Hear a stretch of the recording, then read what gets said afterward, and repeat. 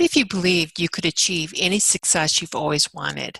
What would you do differently? What would you think differently? Thank you for listening to On the Air with Jeanette Sibley. It's your time for success. I'm coming to you from the Mile High City of Denver, Colorado. My focus each week is to share with you success tips, insights, and how to do it that help you achieve the results and successes you've always wanted in your business, in your career, and in other areas of your life. Are you ready to uncover the success you've always wanted? Keep listening. Welcome. I trust each of you are staying safe and well, and your activities are keeping others safe and well too. Let's take a moment and gauge where you're at right now. So on a scale of 1 to 10, with 1 being not at all and 10 being completely, the question is, how energized and motivated do you feel right now working from home or finding that next job? If you're like many people, you just aren't feeling it. There are many things you could be doing right now, like clean your home, your computer files, or that closet or room that has way too much stuff in it, or having those conversations with people that you've been putting off. But it all requires energy and motivation to do so. The challenge today is that it's not business as usual. We're in a crisis, we're in a pandemic, and because it's not business as usual, there is a lot of uncertainty, and that uncertainty impacts us psychically, emotionally, mentally, physically, and energetically. So regardless of whether you normally work from home, this is your first time working from home, or you're unemployed and seeking work, having the tools to stay energized and motivated are important to your well-being. As an executive coach for the past 27 years, my job has been and still is keeping my clients, readers, and listeners focused on achieving their goals and excelling as leaders. And each and every one of you is a leader in your life and at work. Here are 5 tips to boost your energy while working from home. Number 1 is probably the most important, and that is self-care. So taking care of yourself requires you to rest, eat, play, exercise, and connect with others. This is really critical, especially right now.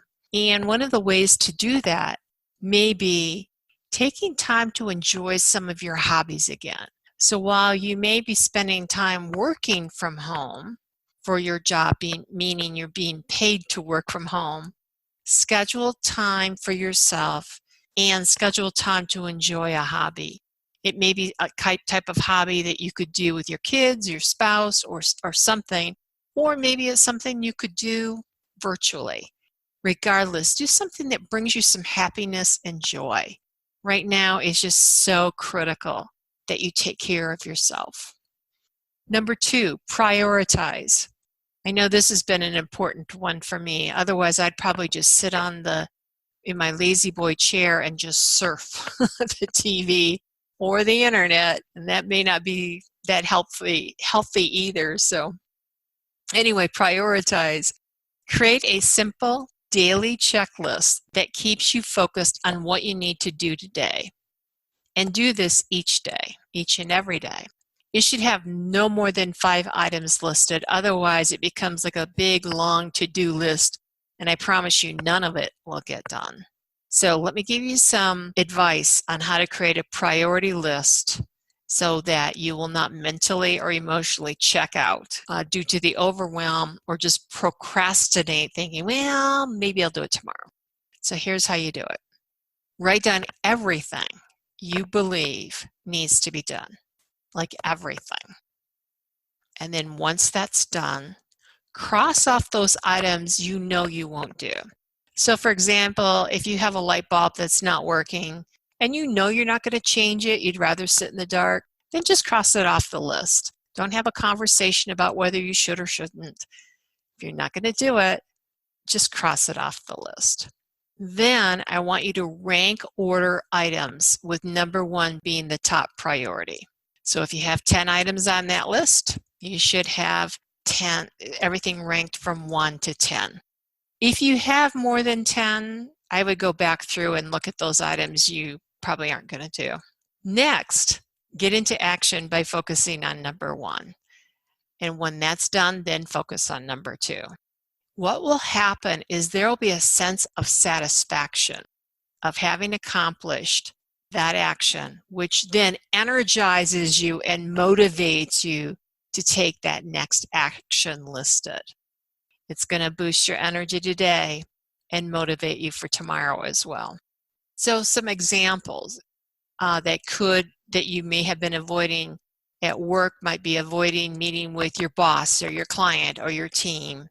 If that's number 1, then get it set up and don't put it off till next week.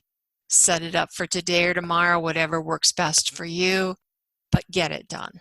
If you're unemployed, this is the perfect time to spend looking and creating your next job.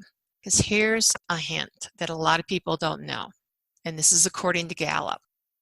Over 70% of people are or were working in jobs that don't fit them, which means is they're not happy going to work every day. They're not happy with the company or their coworkers or their job responsibilities. They're just not happy. These people aren't satisfied. They're not engaged. So now is the time to clarify what you really, really, really want in your next job. And yes, I said really 3 times.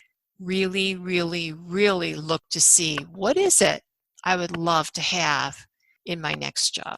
Then, if you haven't done so already, work through the exercises in my book, It's Time to Brag Career Edition. Then update your resume with these brags and use them to prepare for your interviews. Bragging does work. So whether you're in a job and you need to transition to a different career, using those brags will help you. And apply. There's a lot of jobs out there right now. There may not be a lot of activity coming back. Again, you never know. So now's a great time to make that happen. The URL for It's Time to Brag Career Edition is provided in the overview of this podcast. Next is number 3, mindfulness. Stay aware of what's going on. And this is important because sometimes we like to check out. That's where TV surfing or internet surfing or getting ourselves absorbed in a new book or something like that. It's not a bad thing to do. However, not being mindful of what's going on can come back to bite you. Limit TV, social media, internet stories talking about the devastation of COVID-19. Yes, it's important to stay informed. However, there's such a thing as staying too informed, which will create a negative reaction within you. It can be very subtle, and it will be expressed at the wrong time, such as during an interview or meeting with a team member. I've seen this happen. I've seen this happen when there wasn't a crisis, and it's something that is sneaky. It's not, and most of you will be in denial until it happens. And after it happens, it's too late to do anything differently. So be proactive here and keep yourself energized and motivated by being mindful. Other ways to do that is journal about brags and gratitudes, meditate, listen to a positive podcast or webinar daily. Being mindful will improve your interactions with others. It just will.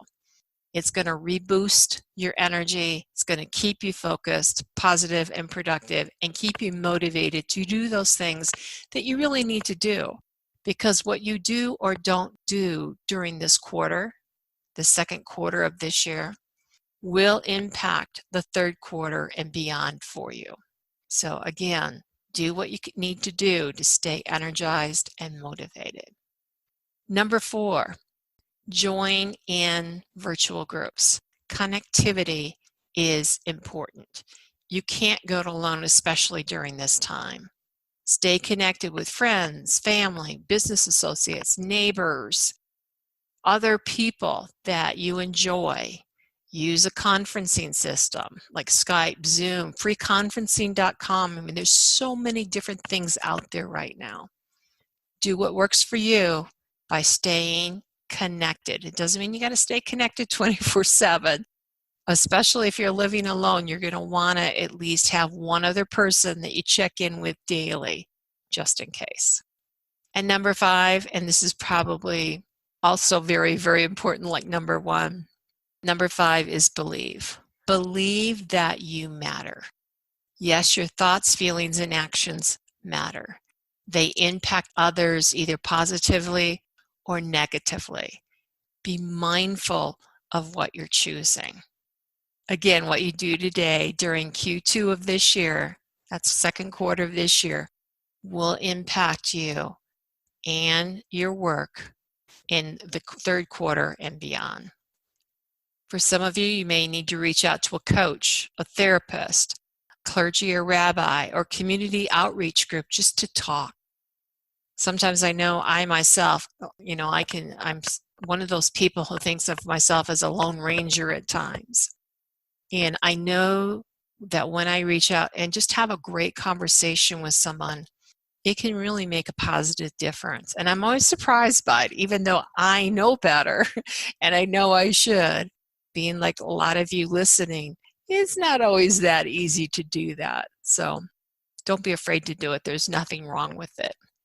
If you are ill or believe you may be ill, contact a medical practitioner for factual advice. There are a lot of misleading claims out there of what is and what isn't, what you should or shouldn't do, and they can mess with you. They can mess with what you're thinking and how you're feeling. Again, the point here is get the factual advice. Remember, you cannot control the uncertainty during this crisis. You can boost your energy and motivation while working from home, and that requires you to take advantage of the 5 tips I just offered you. So until next time, I want you to stay safe and well. And I also want to thank you for listening to On the Air with Jeanette Sibley. It's your time for success. Tune in next week for more insights on how to achieve the success you've always wanted with my straight talk for dynamic results. Until next week, enjoy a great and successful week.